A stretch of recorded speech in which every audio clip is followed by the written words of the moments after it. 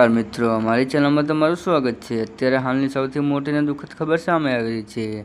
સુરતમાં છેલ્લા 4 દિવસ દરમિયાન પ્રકૃતિ રોજ સ્વરૂપ જોવા મળ્યું છે। ગત શનિવારથી શરૂ થયેલા અનધારા વરસાદે શહેરમાં ભારે તબાહી મચાવી છે। રહેણાંક વિસ્તારોમાં અને રસ્તાઓ પર પાણી ફરી વળતા પૂર જેવી સ્થિતિ સર્જાઈ હતી। જોકે ગુરુવારના રોજ વરસાદ બંધ થતાં અને પાણી ઓસર્યા બાદ વિવિધ વિસ્તારોમાંથી 14 મૃતદેહ મળ્યા। આ સાથે જ કુદરતી વનરાતમાં મૃત આંક કુલ 40 જેટલા થયો છે। સુરત શહેરમાંથી પસાર થતી વિવિધ ખાડીઓ નાગરિકો માટે મોતનો કૂવો બની હોય તેવી ભયાનક સ્થિતિ સર્જાઈ છે।